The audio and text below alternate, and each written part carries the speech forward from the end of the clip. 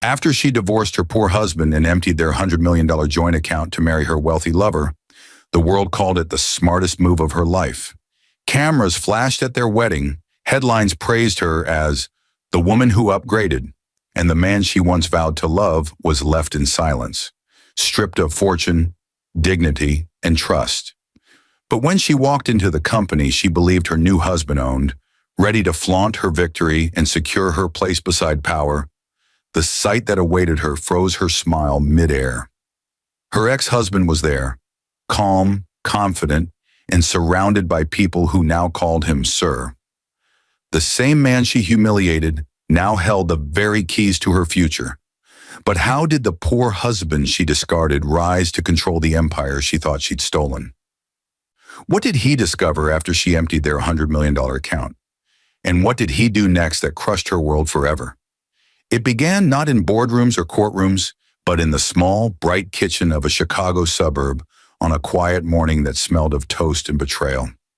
David Callahan sat at the counter, scrolling through the bank app he checked every Friday before his mortgage payment cleared. Numbers had always calmed him, steady, predictable, logical, but this time they moved like ghosts, recurring transfers, Ridgeview apartments, amounts that made no sense. The name Michael Reynolds appeared again and again beside the withdrawal notes. For a moment his thumb hovered above the screen, the sunlight catching the faint tremor in his hand. Upstairs, Laura hummed softly, her voice floating down the hallway like nothing in the world had changed. She walked in, radiant in her gym wear, kissed his cheek, and poured his coffee with mechanical affection. "Don't work too hard today," she said, the same line she'd said for years, and yet for the first time it sounded rehearsed. When she left, her perfume lingered like evidence. David sat there long after the door closed, staring at the screen till the reflection of his own eyes blurred with the numbers. Disbelief gave way to clarity. The man who had always chosen peace now understood silence could be sharper than rage. By noon he had called Alexis Vaughn, the forensic accountant he once helped through business school, and by nightfall the files arrived. Spreadsheets of deceit wearing the shape of love. Every transfer, every alias, every lease payment that traced back to Ridgeview Apartments and to Michael Reynolds, her business partner, and their family friend. He printed the documents, slid them into a plain folder labeled Tax 2024, and placed it beside the Christmas portrait on the mantel. The frozen smiles of a family that no longer existed. That night he whispered to himself, "Same place tomorrow." Not as threat, but as vow. Upstairs, Laura slept peacefully, unaware her empire was cracking beneath silk sheets. David watched her for a long moment, not with hatred, but with study. Betrayal had a sound, her slow breathing, steady and shallow. He memorized it. In the morning he brewed her coffee, kissed her forehead, and asked about her yoga plans. His voice as even as ever. She smiled, reassured by routine, never noticing the faint shadow of detachment behind his eyes. When she left again, he dialed Alexis to confirm timestamps, then called Maya Alvarez, a divorce attorney known for precision so cold it was called surgical. "You'll need 3 fronts," Maya said during their first meeting. "Financial, custodial, reputational." David didn't flinch. He signed the retainer before she finished her sentence. Back home, Laura prepared for a charity gala, the same gala where she'd boast about her upcoming investment with Michael. She ironed her dress while humming an old love song, oblivious to the envelope sliding under the door an hour later. Divorce petition. Her hands shook as she picked it up. "This has to be a mistake," she whispered, but the signature at the bottom, his, ended the illusion. Her phone vibrated endlessly that night. Messages from Michael promising it would blow over. But David wasn't shouting, wasn't breaking. He was building. Maya had already frozen the joint accounts. The credit cards declined. The first domino fell quietly. At dawn, Laura drove to Ridgeview Apartments in panic. The doorman, polite and unbothered, greeted her as usual, unaware she was now under surveillance. Alexis had planted eyes everywhere. Security logs, delivery receipts, witnesses ready to testify. Each ordinary person she ignored would soon become a blade in court. And David, the man she dismissed as poor, sat in his study compiling files. Every document, another nail in the coffin of her performance. He didn't speak to her for 3 days. When she finally cornered him in the kitchen, demanding answers, he simply looked at her the way surgeons look at incisions before the first cut. "You'll understand everything soon," he said, his tone almost kind. That night she packed a small suitcase, calling Michael from the car. "He's calm," she whispered, her voice trembling. "Too calm." Michael laughed on the other end. "Then he's already broken." But when she reached the end of the driveway, David's silhouette stood in the window, motionless, watching her go. Not defeated, not pleading, only patient. In his world, silence was already speaking. The courthouse smelled faintly of varnish and nerves. Morning sunlight spilled through the tall glass panels, cutting across rows of polished benches where strangers waited to watch lives collapse behind polite procedure. Laura sat in the front row beside her attorney, fingers clasped too tightly around a designer clutch that matched nothing in her expression. The woman who once commanded rooms now stared at the double doors with the anticipation of someone about to face the ghost of her own making. When David entered, there was no trace of bitterness, only quiet command. He wore a simple gray suit, the kind that never fought for attention, yet the stillness in his gait made the entire courtroom seem to lower its volume. The judge greeted both counsels with professional indifference. To the court, it was another divorce between a restless wife and a patient man. But to David, it was the unveiling of a theater carefully rehearsed for months. Maya Alvarez sat beside him, her files aligned like surgical instruments. "Remember," she whispered, "you don't win here by emotion. You win by evidence." David nodded once. He didn't need the reminder. Emotion had been burned out of him the moment he found the last transfer labeled Ridgeview Apt 406, M. Reynolds. Laura's lawyer rose first, painting a portrait of neglect in emotional absence. "My client," she began, her tone dripping with contrived sympathy, "was left unsupported while Mr. Callahan focused on his business ventures. Ignoring her emotional needs?" Maya interrupted smoothly. "Objection, Your Honor." "Relevance?" The judge motioned for brevity. The opposing counsel continued, undeterred, embellishing Laura's sacrifices, the long nights alone, the emotional distance, the years of unreciprocated devotion. David listened without blinking. To anyone watching, he appeared detached, perhaps wounded. But inside him, every sentence was being cataloged like data in a lab experiment. When it was Maya's turn, the shift in energy was instantaneous. She stood with a quiet authority that made jurors lean forward. "Your Honor," she said evenly, "this is not a case of emotional neglect. It is a case of deliberate deceit. My client has come prepared to prove systematic financial diversion, marital fraud, and perjury." The words hung in the air like a slow clap before thunder. Laura's head jerked toward her lawyer, confusion etched in her expression. "What is she talking about?" she hissed under her breath. Maya opened the first folder. Exhibit A, recurring transfers from the joint account to Ridgeview Apartments under the name of Michael Reynolds. Exhibit B, recorded communications between Mrs. Callahan and Mr. Reynolds discussing rent coverage. Exhibit C, photographic evidence of the two entering said residence repeatedly between January and May. Each exhibit clicked onto the courtroom projector, one after another, while whispers rippled through the gallery. Laura's complexion drained. Her attorney objected, her voice quivering, but the judge's gavel silenced her. "Proceed," he ordered. David didn't look at Laura. He didn't need to. Her reflection trembled in the glass pane of the evidence screen. A woman watching her empire dissolve under fluorescent light. When Maya presented the next document, the air itself seemed to pause. Exhibit D, paternity petition, requested by my client following the discovery of genetic inconsistencies in medical records. A collective gasp swept through the room. Even the stenographer faltered for a beat. Laura's mouth opened, soundless, her eyes darting toward David for mercy she knew wouldn't come. Michael Reynolds sat in the back row, head lowered. His presence had been a rumor until that moment. The judge's gaze shifted to him. "Mr. Reynolds, you've been subpoenaed as a witness. Please step forward." Michael rose, every step heavier than the last. His polished image, watch, tailored suit, confident jawline, looked like theater props now. When he took the stand, Maya handed him a printed message. "Do you recognize this?" Michael swallowed. "Yes." "Could you read it for the record?" He hesitated, then obeyed. "You don't have to worry about the rent anymore, love. I'll cover it through our business account until David transfers next month." A murmur rippled across the courtroom like wind through dry leaves.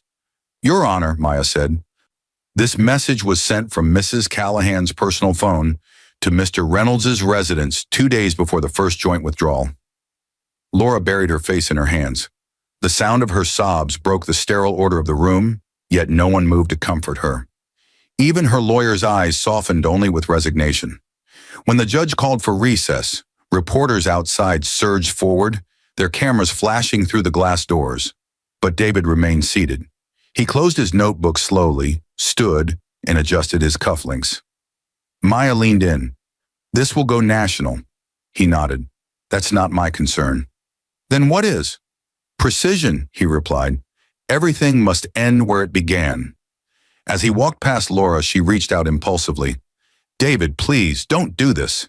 We can talk. It's not what you think." He paused, just long enough for her to hope. Then he said quietly, "I know exactly what it is."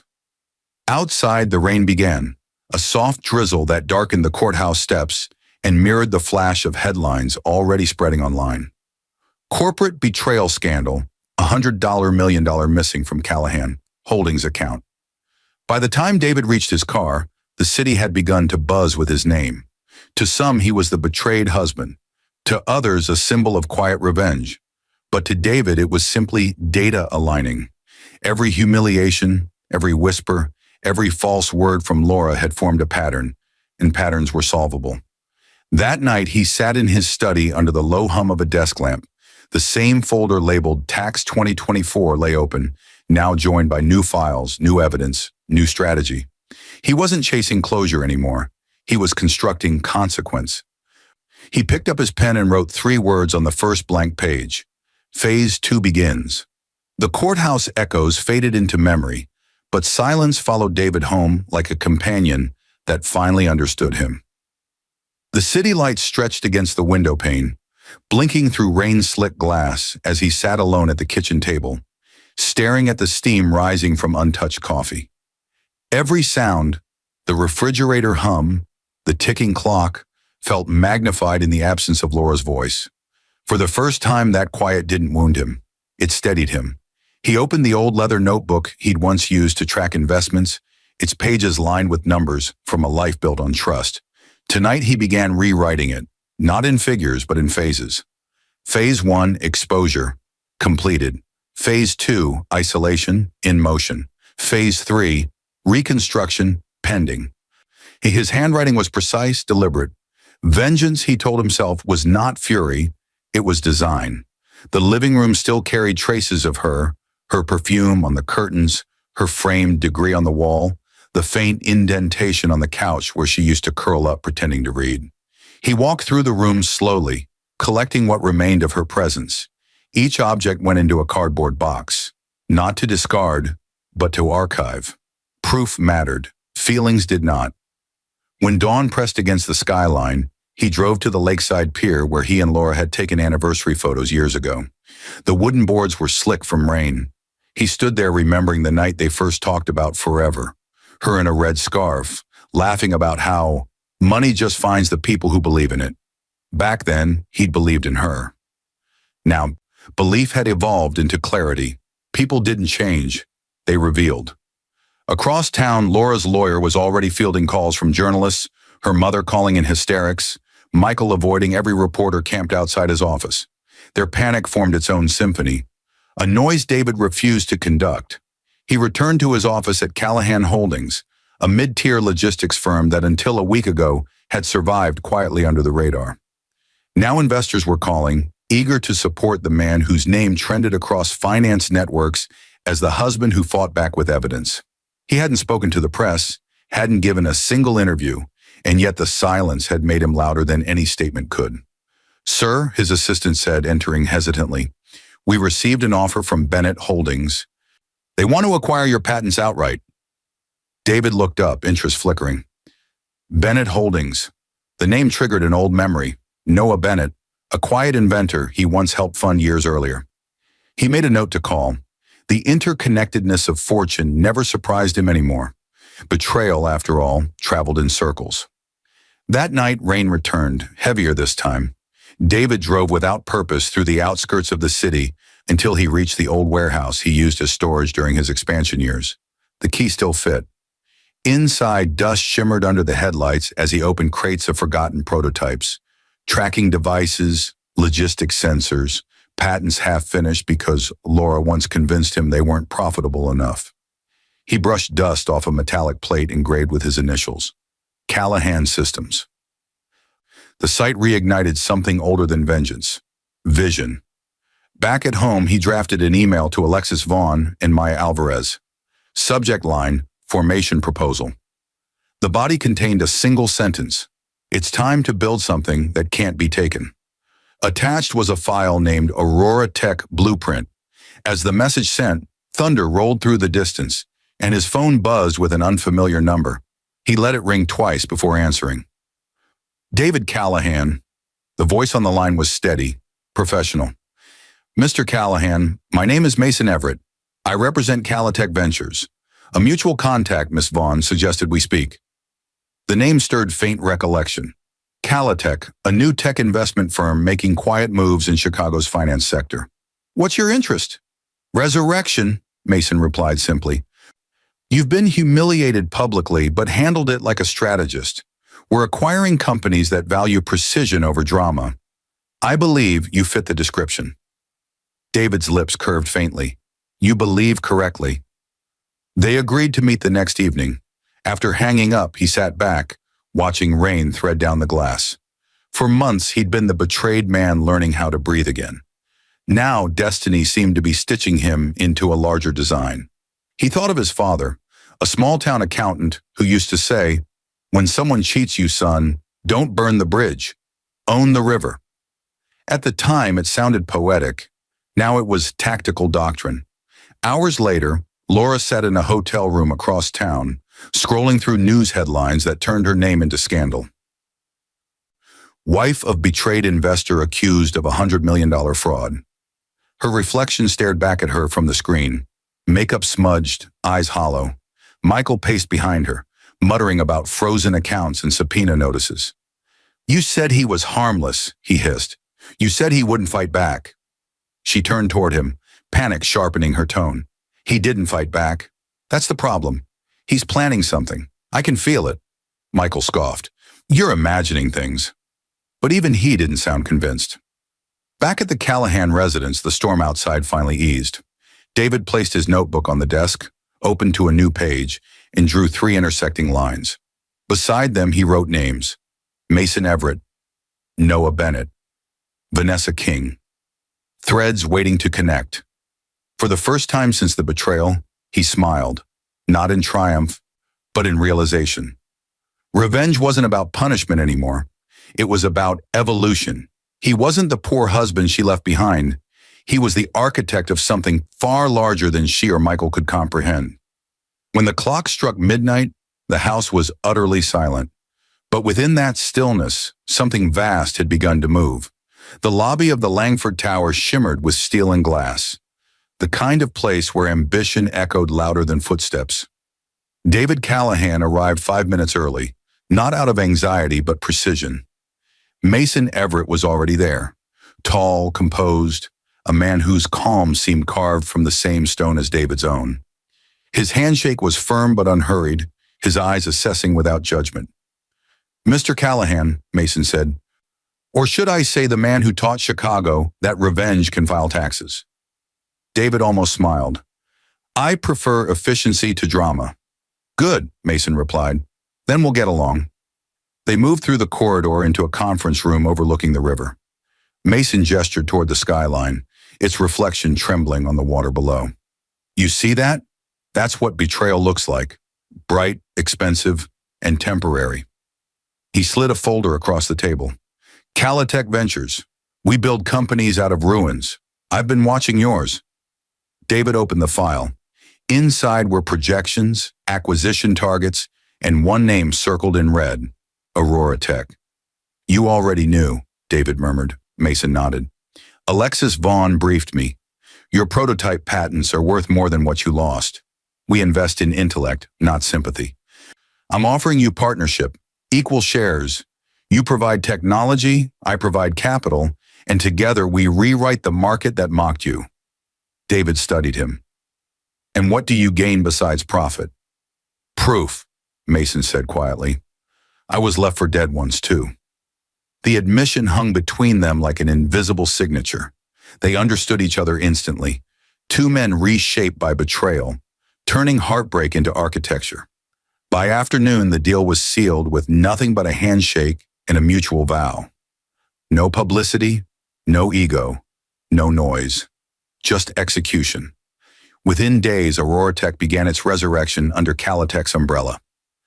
David's nights filled with blueprints, legal filings, and quiet correspondence with engineers who had once abandoned him for Michael Reynolds' firm. Now they returned one by one, drawn by the gravity of precision. Across the country in Manhattan, another name began to reappear. Noah Bennett, founder of Bennett Holdings, a man whose own wife had siphoned millions and disappeared into luxury, only to face ruin at his hands. Mason arranged a private meeting at the Harbor Club, introducing the two with understated ceremony. Noah Bennett, Mason said, meet David Callahan. You've both built empires from ashes. You just didn't know the ashes came from the same fire. Noah's grip was colder, his voice deliberate. I've read about you, the husband who fought with silence. I admire that. I built my silence into an empire too. David leaned back. Then maybe we should stop fighting our past separately. The three men spoke for hours about law, technology, and revenge disguised as enterprise. Their ideas overlapped like circuitry. David's logistics algorithms, Noah's acquisition network, Mason's venture capital skeleton. By midnight, they had drawn a blueprint on a napkin, a global consortium hidden behind subsidiaries, each designed to absorb and dismantle companies founded on greed. They called it the Stillwater Initiative, a nod to what all three believed, that the calmest water hides the deepest power. As Aurora Tech's headquarters took shape inside an abandoned textile plant, David supervised silently, watching engineers install servers and data lines beneath industrial lamps. Every flicker of light reminded him of nights when Laura mocked his ambition. You dream too small, David, she'd said. He almost thanked her now. Dreaming small had kept him invisible long enough to build something untouchable. Mason handled investors with surgical charm, while Noah used his connections in Manhattan law circles to secure patents, offshore trusts, and shell holdings. Together, they wove a net so complex that even regulators mistook it for philanthropy. But their alliance wasn't born from greed. It was born from symmetry. Each man carried a scar that matched the other's. Each had been betrayed by love disguised as loyalty, and together they were turning pain into infrastructure. One evening, as the three reviewed financials inside the newly finished Aurora Tech boardroom, Mason poured whiskey into crystal glasses. You know what separates us from them? He asked. They destroy to feel powerful. We build to prove we never needed them. Noah raised his glass. To rebuilding in silence. David met their gaze, his expression unreadable. To the day they realize the empires they worship stand on our blueprints. They drank in quiet acknowledgement. Later that night, David returned to his home, the same one Laura had abandoned months ago. He no longer avoided the memories. He studied them like case files. On his desk lay a series of envelopes, each labeled with names. Laura Callahan, Michael Reynolds, Raymond King, Vanessa Cole. He had collected fragments of other betrayals from Mason's archives. Stories of men humiliated, stripped of dignity, left behind. Their names, their faces, their losses were threads in a single fabric he intended to stitch into destiny's quilt. He opened a new document on his laptop and began typing the mission statement for Stillwater Initiative, to reclaim what deceit stole and to build legacies immune to arrogance. Outside, rain returned, rhythmic and steady, the soundtrack of rebirth. Across the skyline, a billboard flashed with an advertisement for Titan Infrastructure Holdings, a company now under investigation for fraud. David recognized the CEO's face, Gavin Blake, The man from the Titan scandal tied to Tessa Carter's fall. He smiled faintly. The universe, it seemed, was handing him new coordinates. He picked up his phone and called Mason. "I've found our next acquisition target," he said. Mason's tone sharpened instantly. "Titan?" "Yes, but we're not acquiring it." David's eyes narrowed as the city lights flickered against his reflection. "We're inheriting it." The Titan infrastructure tower rose above downtown like an act of arrogance turned into architecture. Its mirrored skin caught the morning sun and threw it back across the city, dazzling and defensive. Inside, the boardroom gleamed with gold accents, and at the head of the table sat Tessa Carter, polished, confident, radiant in a white blazer that photographed like victory. Cameras clicked as she announced the $500 million contract that had just made national headlines. Beside her, Gavin Blake leaned close, whispering something that made her smile. Every gesture was rehearsed, every flash designed for magazines that would call her the new face of power. What none of them knew was that the silent current running beneath the celebration was already pulling them under. 3 floors below, in a rented workspace across the street, David Callahan watched the live feed on a muted screen. Mason Everett stood beside him, jacket off, sleeves rolled to the elbow, scanning the numbers streaming across the monitors. "Phase 1 executed," Mason said quietly. "Their offshore fund just hit the firewall." David's gaze stayed on Tessa. "How long before she notices?" "Hours," Mason replied. "They'll think it's a banking delay. By the time they panic, the audit requests will already be filed." Noah Bennett entered carrying a folder thick with printed emails. "We've confirmed the shell companies Titan used to inflate the contract bids. 2 of them traced directly back to Blake's private account. The SEC will see the trail before lunchtime." David nodded once. "Then we begin the exposure sequence." From the outside, the Stillwater Initiative looked like a simple tech consortium. Inside, it was a living organism of strategy. Every file a nerve, every leak a pulse. Their algorithm mapped human greed the way meteorologists map storms. And Titan infrastructure had just entered the eye. Across the river, Tessa stood on the balcony, drinking champagne as news drones hovered overhead. "You realize this is history?" she said to Gavin. "500 million secured under our name." Gavin kissed her hand. "You earned it. No one even remembers your ex's name anymore." She smiled, but for the briefest second, something flickered. A memory of Noah Carter standing in a dim apartment years ago, promising that love would outlast failure. She pushed the thought away like static. Success had no use for nostalgia. By early afternoon, the first tremor hit. Her chief financial officer burst through the door, colorless. The Cayman transfer froze mid-clearance. Bank security flagged irregular patterns. "What patterns?" Gavin demanded. "Ownership discrepancies. There's a new controlling entity listed on the Titan registry. Stillwater Holdings." Tessa's glass slipped from her hand, shattering across the marble floor. "That's impossible. We don't have any merger agreements pending." The CFO hesitated. "Ma'am, it's not a merger. It's an acquisition. As of this morning, Stillwater owns 51% of Titan's liquid assets." Gavin's jaw tightened. "That can't be. He stopped, realizing even his voice had lost conviction. On the other side of the city, David watched as the financial dashboards updated line by line. Mason exhaled. "Control transferred. They're boxed in." Noah closed his laptop. "We should expect the media blast in 3 hours. Our anonymous release hits Bloomberg at 2. David leaned back, his voice even. "And when it does, make sure the headline reads Titan Infrastructure under investigation for contract fraud linked to internal betrayal. I want the phrase internal betrayal repeated in every outlet." Mason looked at him curiously. "Personal?" David's eyes never left the screen. "Symbolic." By evening, the storm had gone public. News anchors dissected the collapse.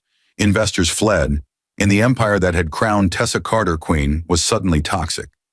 She sat in her office, surrounded by silent assistants, screens flashing red, Gavin pacing like a caged animal. "Who the hell is Stillwater?" he barked. She turned slowly toward him.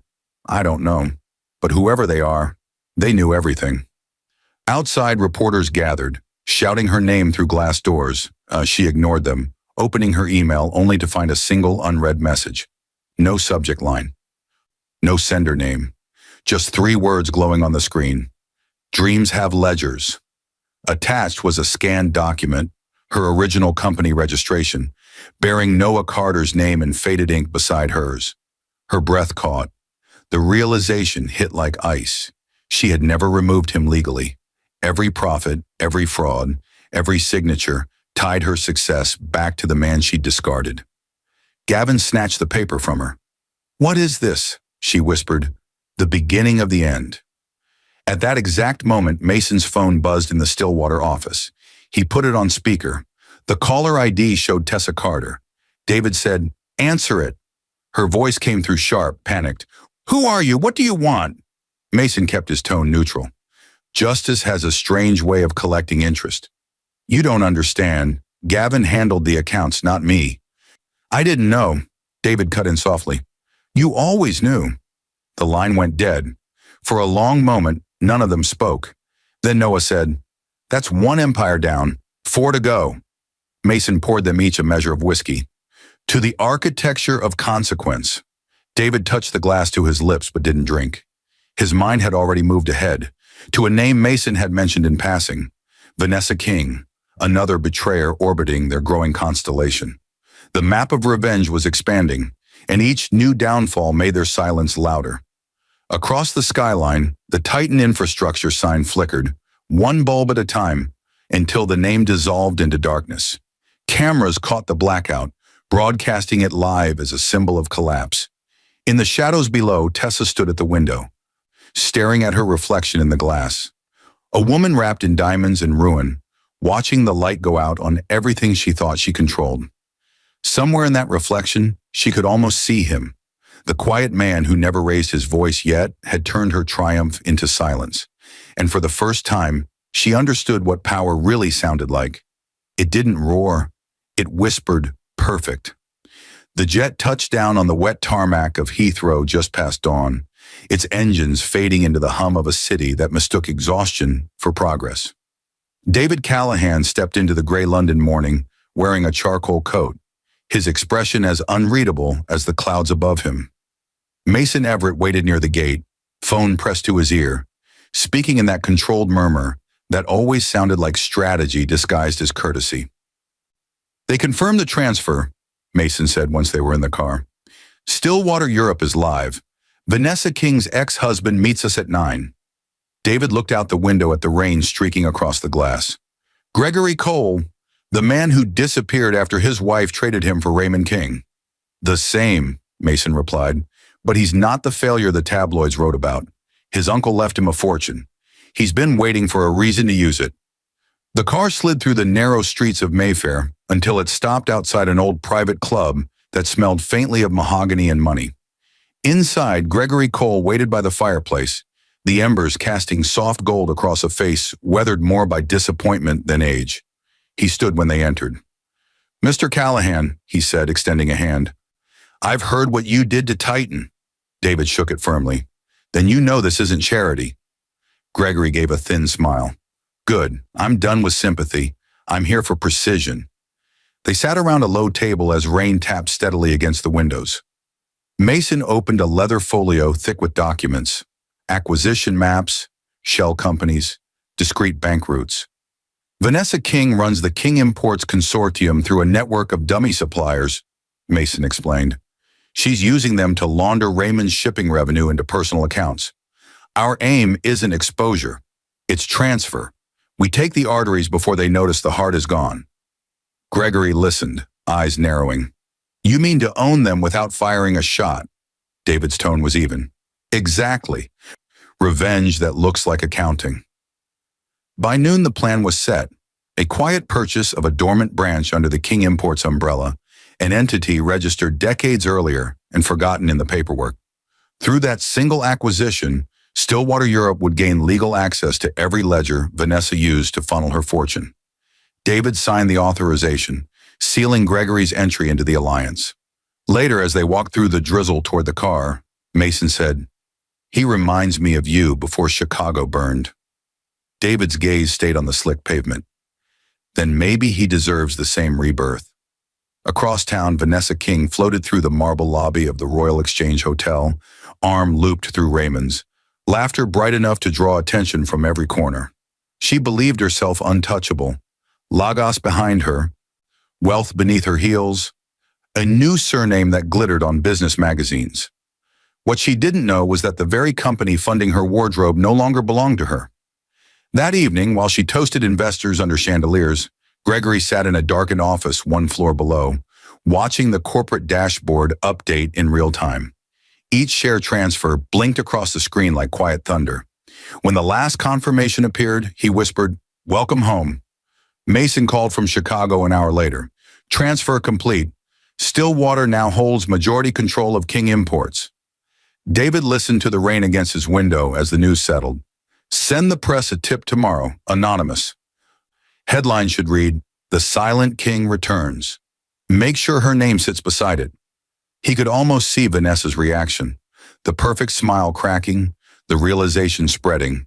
Power, he thought, never truly disappears. It just changes owners.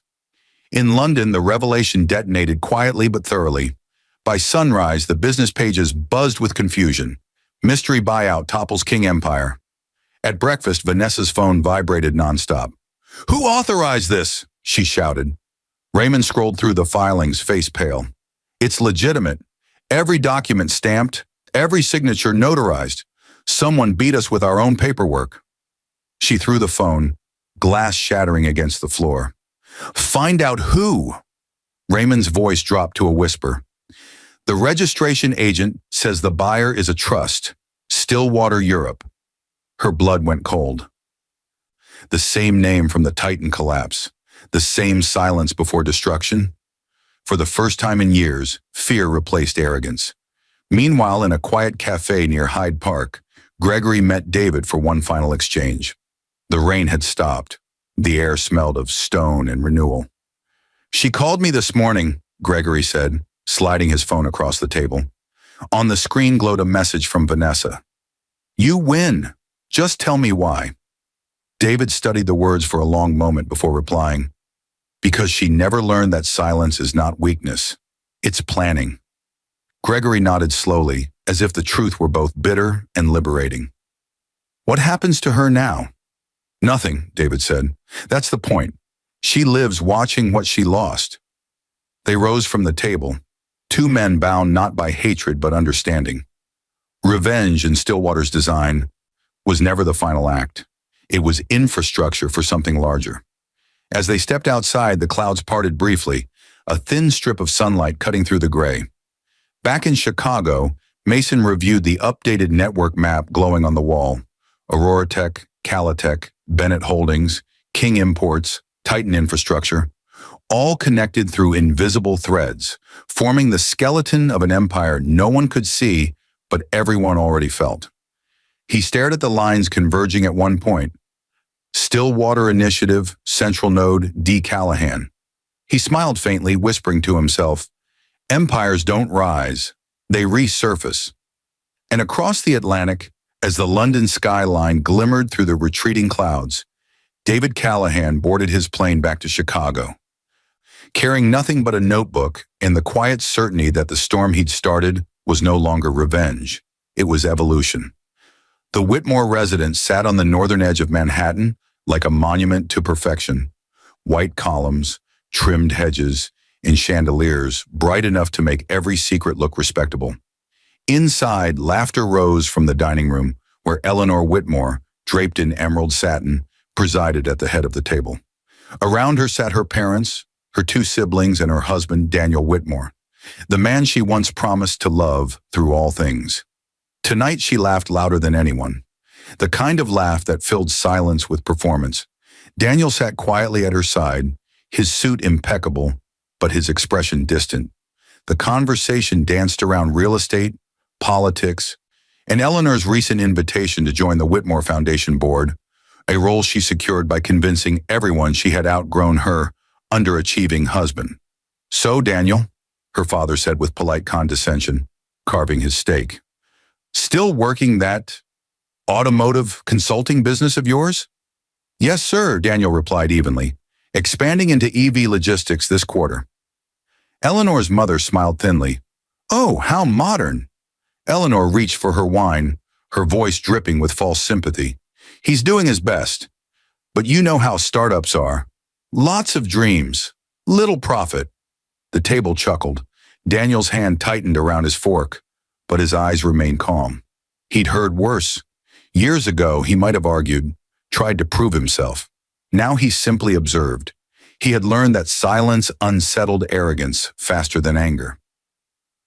The moment stretched until Eleanor, already tipsy with triumph, decided humiliation would taste better than dessert. She leaned back and said with a smirk, "You know, sometimes I think I married him for charity. I just didn't realize charity could be tax-deductible." The table erupted in laughter. Daniel set his fork down gently. The clatter silenced the room. He looked at her for a long moment, then said quietly, "Enjoy the spotlight while it lasts, Eleanor. Lights have a habit of going out." Her laughter faltered. "What's that supposed to mean?" He didn't answer. He stood, buttoned his jacket, nodded respectfully to her father, and walked out. The door clicked shut behind him, and in that click, something shifted. Across the city, David Callahan sat in a private room at the Four Seasons, reviewing files with Mason Everett and Noah Bennett. A new name glowed at the top of the projection, Whitmore and Associates, one of New York's oldest law firms, owned by Eleanor's father. Mason traced the connection with his pen. "They're handling contracts for the governor's office. Corruption probes, slush funds, ghost donors, ripe for collapse." Noah added, "Eleanor's family is untouchable socially, but over-leveraged financially. The firm's liabilities are hidden under public grants. One push, and it folds." David studied the data. Her husband, Daniel Whitmore, filed a patent 2 years ago under an unlisted shell company. The tech matches AuroraTech's Transport AI. Mason looked up. "He's ours then." David nodded. "Bring him in." The next morning, Daniel received an anonymous invitation delivered to his office. No signature, only a time and location. Curiosity outweighed suspicion. When he arrived at the Stillwater penthouse, Mason greeted him with the ease of an old friend. "Mr. Whitmore, we've been expecting you." Daniel frowned. "Expecting me? I don't even know who you are." David emerged from the adjoining room, calm, precise.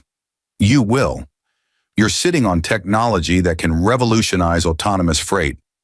Your wife's family buried it under legal red tape to keep you dependent. We'd like to liberate it." Daniel studied him cautiously. "Why me?" "Because," David said, "you understand the cost of humiliation, and because revenge works best when it builds, not burns."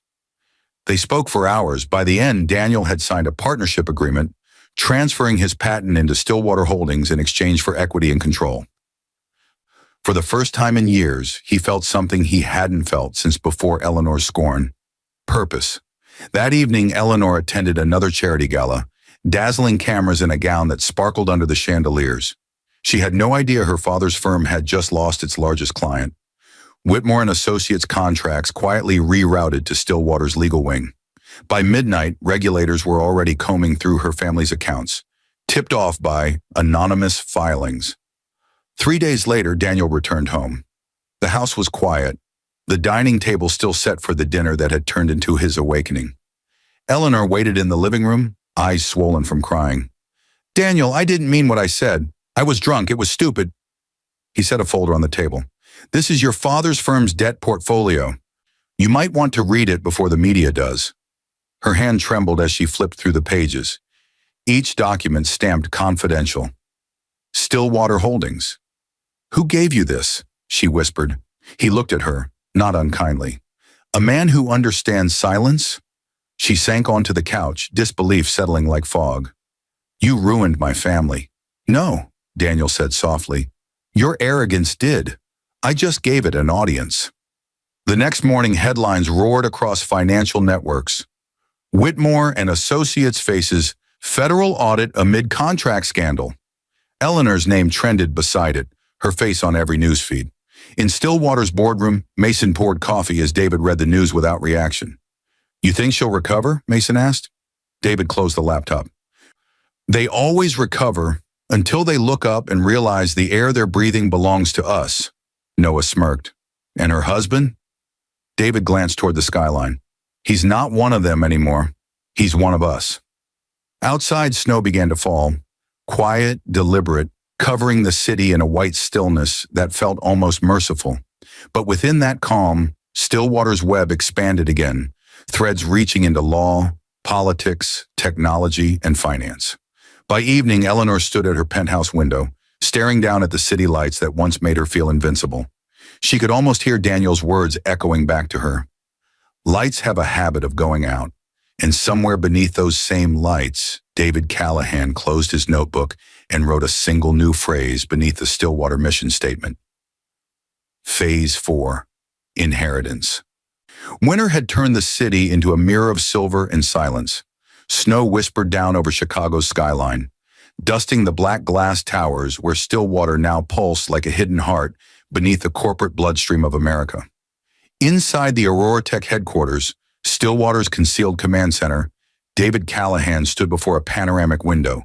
The city stretched beneath him in glittering obedience. On the wall behind him, a digital map flickered, red lines connecting continents, blinking nodes from London to Manhattan to Zurich.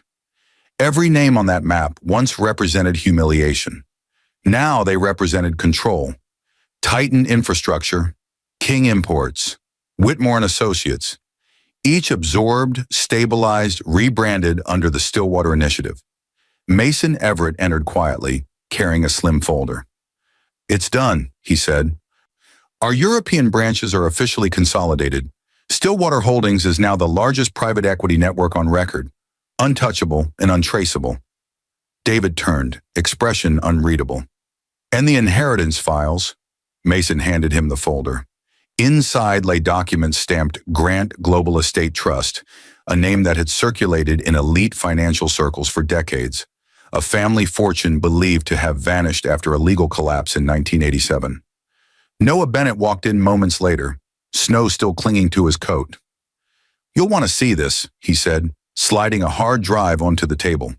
"Remember the sealed archives Alexis found in the Ridgeview account? They weren't just Laura's.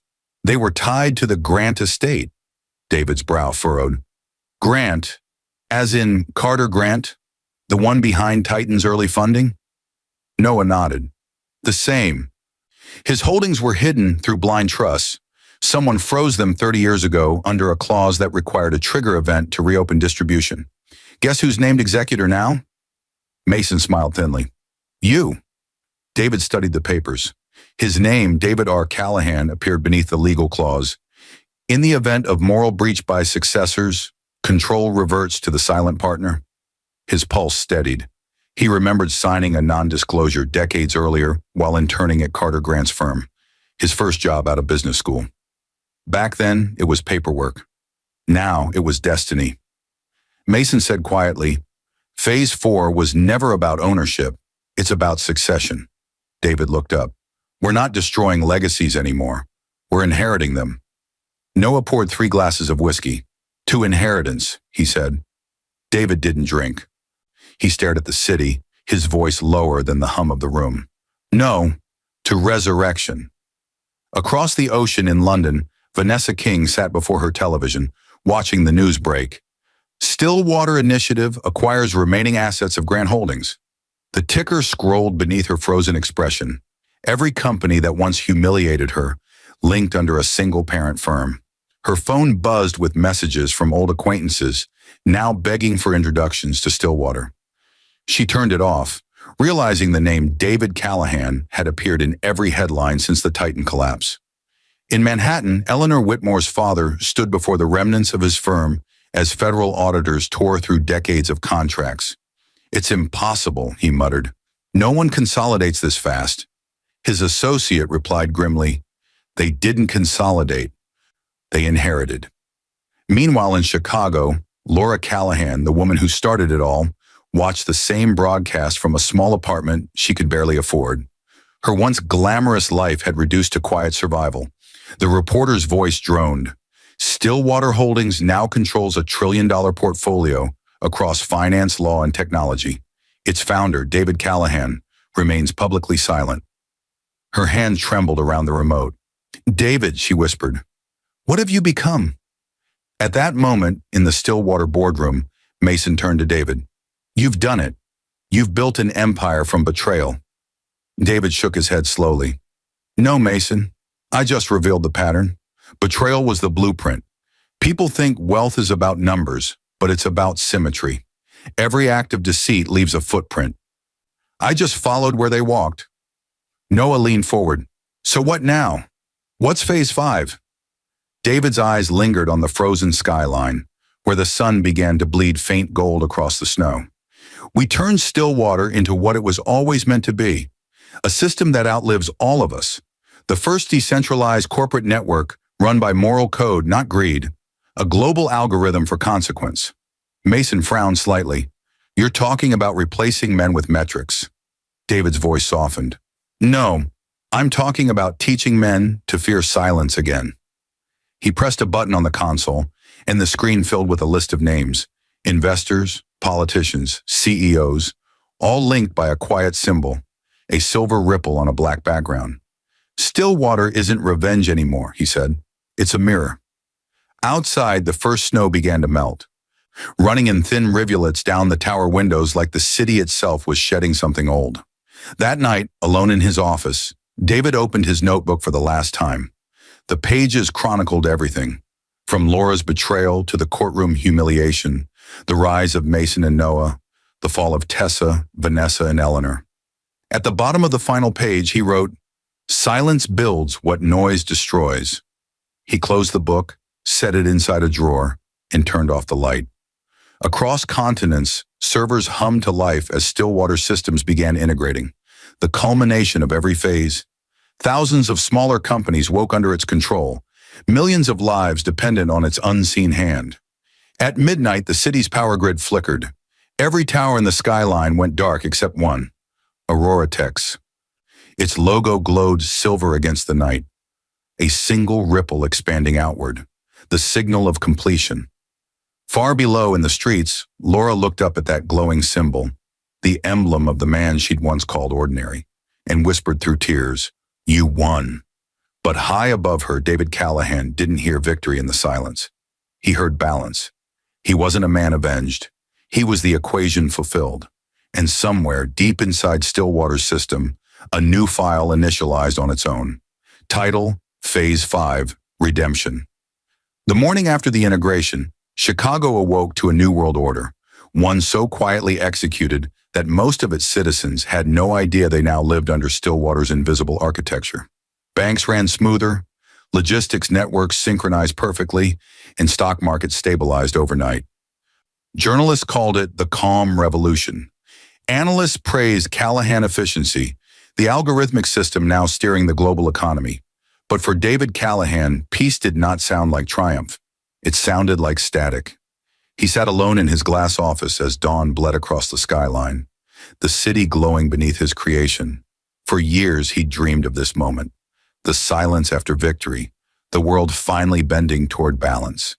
Yet the quiet felt heavier now, filled with the echoes of everyone he had dismantled to get here. Mason Everett entered, carrying a stack of reports. The launch stabilized overnight. No system failures, no leaks. Even governments are adopting Stillwater analytics. You realize what this means? You've just replaced politics with mathematics. David didn't look up. Mathematics doesn't forgive.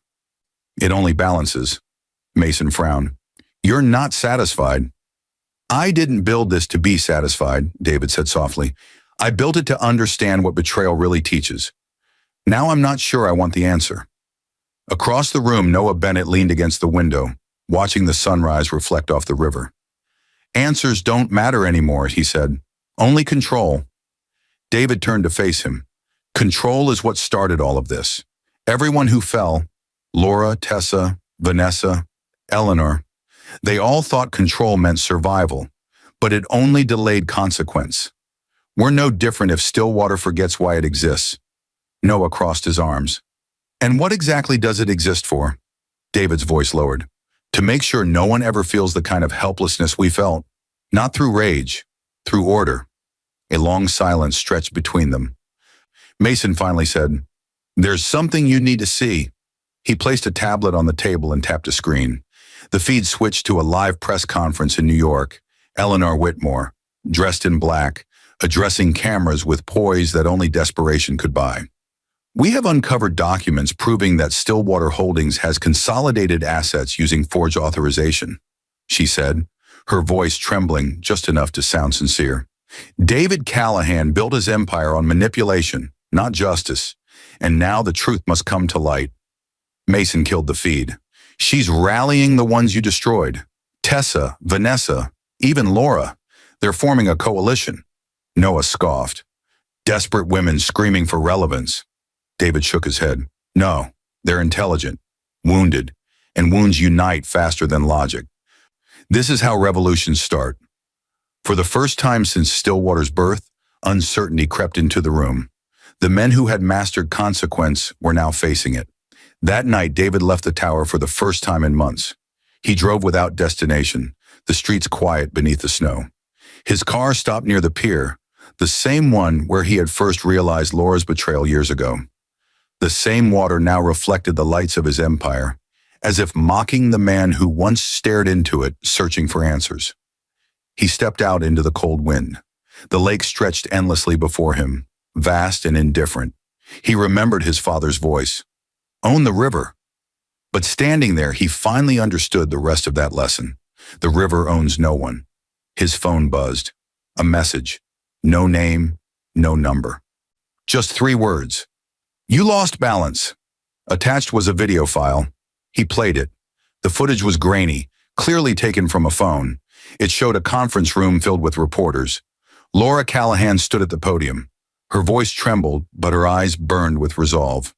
Stillwater has replaced justice with automation, she said. David Callahan isn't restoring morality. He's rewriting it. Every algorithm he designed carries a trace of vengeance. And vengeance cannot build peace. The clip ended abruptly. David stood frozen, the wind slicing through his coat. For the first time in years, her words reached him not as accusation, but as truth. She wasn't wrong. Stillwater had become something beyond intention, a machine that rewarded consequence without compassion. He drove back to headquarters in silence. Mason and Noah were waiting, anxious. She's going public tomorrow, Mason said. If she releases the source codes, governments will shut us down. David opened his desk drawer and pulled out the old leather notebook, the one that started it all. He flipped through the pages filled with names, diagrams, betrayals, until he reached the last blank sheet. Slowly, he wrote a single line. Balance cannot exist without mercy. He looked up. I built this system to calculate justice. Now we'll teach it empathy. Noah frowned. You can't humanize code. David met his gaze. Then we'll start by humanizing ourselves. He reached for the console and accessed Stillwater's central AI. The holographic display filled the room, thousands of data streams pulsing like veins. He began entering new parameters manually, rewriting the code that governed consequence. Mason stepped forward. What are you doing? Ending phase 5, David said. Beginning phase 6. Which is what? David's eyes lifted to the screen as the new code compiled. Forgiveness. The system hesitated, lights flickering, algorithms stalling, as if even the machine resisted mercy. But then slowly, the network stabilized. The red lines across the map shifted to soft blue, the symbol of Stillwater's ripple spreading calmly across continents. Outside, the city's lights dimmed for a brief moment, then glowed brighter than ever. In that quiet, David finally smiled, tired, human, and whole. For the first time since betrayal had shattered his life, the silence didn't sound like punishment. It sounded like peace. Morning drifted over Chicago like a confession. The skyline gleamed, glass towers reflecting a calmer light than the world had seen in years. Stillwater's new system, rebuilt overnight by David Callahan's trembling hands, had rewritten itself into something gentler. The algorithms no longer hunted corruption. They healed instability. Markets steadied not through fear, but fairness. For the first time in a decade, the world felt balanced. David stood on the rooftop terrace of Aurora Tech headquarters, watching sunlight dissolve the last traces of snow. Below, the city moved with mechanical grace, traffic signals syncing, hospital grids functioning without outage. Food supply routes recalibrated to feed rather than profit. The world was running on forgiveness. Mason Everett joined him, coffee steaming in the cold air. "You realize what you've done?" he said quietly. "You turned Stillwater into the conscience of the economy. Half the governments think you're a prophet. The other half think you're dangerous." David's eyes stayed on the horizon. Both are right. Noah Bennett arrived moments later, his face drawn. "We've stabilized globally, but we've lost about 30% of our holdings. The new code redistributed wealth to lower sectors, auto-balance protocols. It's giving the money back." David finally smiled. "Then it's working." Noah's jaw tightened. "You're dismantling everything we built." "We built a weapon," David replied softly. "I'm turning it into a bridge." Mason exhaled, studying him. "So what happens to us?" "You keep it alive," David said.